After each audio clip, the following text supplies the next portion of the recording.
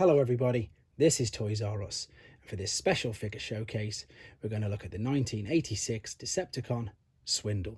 What we'll do with this video, we'll have a quick look at him in both of his modes, and that'll help you decide how you want to display him. We'll have a look at the accessories that come with him and things that you need to be aware of if you're looking to purchase one for yourself. I'll show you the 3 known variants that were released of him during the Generation 1 continuity, and as I'm lucky enough to have a couple of different types of packaging, we can have a look at the artwork and the battle scenes on the back of that. Before we get started, I want to dedicate this video to a subscriber called Sam Thompson, and he's got an Instagram page called Sam's Formers, and if you'd like to check that out as well, he's obviously got lots of cool Transformers on that page. Anyway, here we go. Here is Swindle, released in 1986, part of Series 3 or Wave 3 of the release of figures under the Generation 1 continuity of toys. And he is what's known as a Scramble City bot, and that's because in Japan they were running Scramble City, the cartoon, which it just says there. I'll show you more detail in a second. But the good way to remember this is the fact that you can scramble all the limbs. So he, in normal Bruticus mode, is a leg, but he can also be an arm. He could be the other side. That's the beauty of these figures. They're just so cool, the fact that you could do them. But due to this, it means that the actual robot himself is very, very basic. He's literally just got arm rotation there. I suppose it's supposed to be shoulder, but it's not. It's right in the middle of his arm, but you can still rotate the arm. You can turn the legs back at the knee ever so slightly, but that's just mainly for the transformation rather than the pose. I don't even know if it'll stand like that. No, it won't. It's so you have minimal articulation in the figure, but again, that's not what the big thing with these figures was. The big thing about these figures was the fact that not only did they have a little alternate mode, but they could then combine to form an amazing robot. And that's what, as I say, that's what sold it to us as kids back in the day. So we can already tell that looking at this, the stickers play a big part. If they're missing, he does look very, very plain, very boring. You can get repro stickers, but if they're all damaged and battered, you might want to take them off yourself. It's important that you've got no corrosion in the wheels there. That's one of the big things. And I know it sounds really silly, but you can't always tell when it's in the other mode that he's got his head. And the reason for that is not only so you can display him in robot mode, but otherwise he won't be able to connect to combine to form either limb without it. So, as I said, very, very basic robot. Before we go into the alternate mode, let's have a quick look at the guy standing next to him. So this is one of the known variants. The guy with the purple chest, it is Swindle, but this is much heavier because his chest is die cast. So this is like the first issue, the first releases that came out.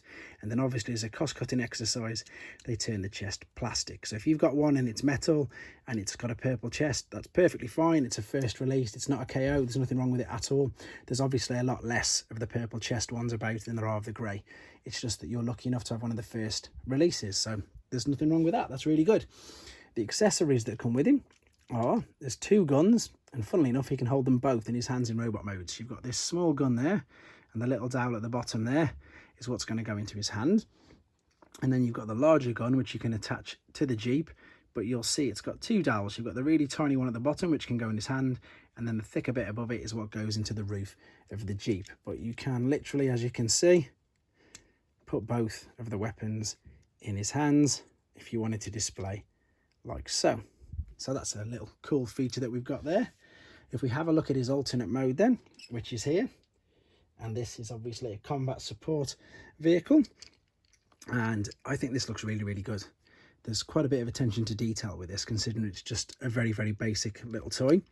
If we have a look inside, you can see they've obviously moulded out some seats, which is good. There's a little bit of just detail round about where the gear stick and everything would be. And yeah, for a very, very basic toy, it looks really good. Stickers, again, there's the 2 stickers at the back, and of course on the windscreen, that'll be important. The gun attaches into the hole there, which you've just seen, and then you can also, as well, if you wanted to, you can take the small gun and you can actually attach this.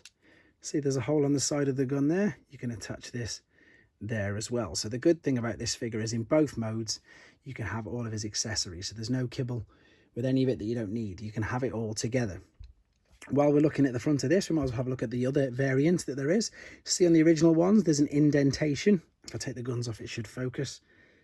That's it, there's a cutout there where the rub sign is in. Now in these gold boxes behind, which I'm going to bring around to the front now, these are all, again, official Transformer releases. These were from 1990 and 1991, but you can just about make out at the front there. See, there's no indentation.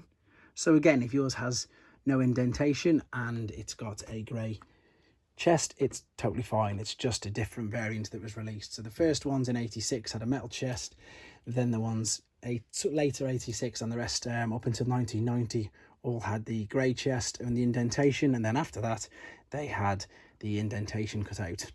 Sorry, they didn't mould the indentation in. So all three different known variants of Swindle for Generation 1 are there. And as I've already mentioned, there he is. He's most commonly one of Bruticus's legs, and he fits in very nicely just like that. Let's have a look at some of the types of packaging then. So we've got two of the Scramble City ones, Japanese boxes, and we'll have a look at this one first. So this one's just standard box. The other one's sealed, you see, and I'm just going to tell you how to tell the difference. So of course it's really obvious actually as soon as I say it. You can see the stickers on the back there. So if you're trying to buy Japanese figures and they say it's unused or whatever, then you can see there's clearly no stickers there. That's just something to be aware of, especially if you're venturing into the Japanese figure buying, because they can be a lot more devious in the boxes. It does deceive you a little bit more. If we spin it round, there's my favourite battle scene. It's the Titans but reversed. You've got Triptychon versus Metroplex, but they're in their other modes instead of their base modes. I love that bit of artwork. It's fantastic. So while we're here looking at the box, so we've got D for Destron, which was 68. Destron was Decepticon, and as I mentioned earlier, there it says Scramble City.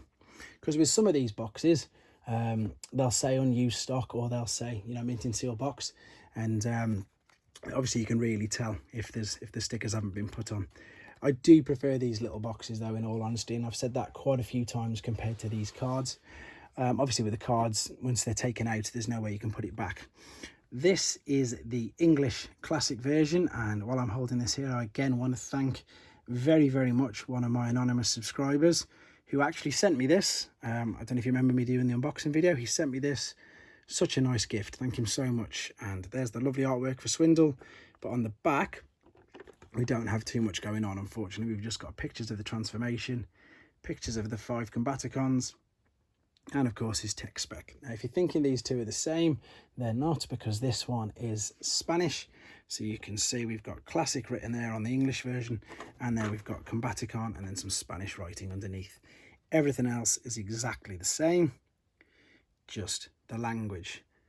So that's, as I say, different variants. Let's have a quick look at the gift set as well. Now, I haven't got any of the other gift sets. I've only got a Takara one, which is the Japanese. There is, of course, a Hasbro one, and there is a Gig one known as the Multiforce gift set. And there he is, number D68, fitting right in there. We've got some lovely artwork for Bruticus. And then if we spin it around again, I can give you a better opportunity to see that amazing battle scene they've got on the back. So this was very commonly used in Japan for the 86 battle scene. They just flipped the modes of the two Titans there, and I think it looks phenomenal. Great stuff. But there he is, a very, very simple bot, a very lovable bot, a very, very common bot. I'd be very surprised at the day. I'd be totally shocked the day when you go to eBay and you can't find a Swindle on there, in all honesty. That's how common he is, but he looks good in both modes. He combines to form a limb of any of the other Scramble City combiners, so not just Bruticus. If you haven't got them all, I'm sure you've seen some of my sons. If not, he does some Toys-O-Bot things, and of course, again, kids' imagination is fantastic. They can be any arm and limb, any arm or leg, to any of the other, like Motormaster, Hotspot and Silverbolt and all that. But yeah, there we go. He's a fantastic figure. He plays his part. He's constantly getting reissued. There's so many different generations, versions of him, and of course third-party versions. But there he is. So let's bring this video to a close. He was originally released in 1986 with a metal chest. All subsequent releases after that, he had plastic chest, and then in the later releases he didn't have the indentation there on the front of the Jeep. So I hope you enjoyed looking at this guy. I hope it allayed any of your fears as to whether yours were just different or anything. Hopefully we've covered all the subjects there. Again, this video is for Sam Thompson, Sam's Formers on Instagram. Check him out. And of course, to all my lovely subscribers, thank you very much. And of course, anybody who's watching it, anybody who's watching, liking and commenting and sharing, I really appreciate it. Thanks very much, and take care. Thanks for watching. Like and comment, and don't forget to subscribe.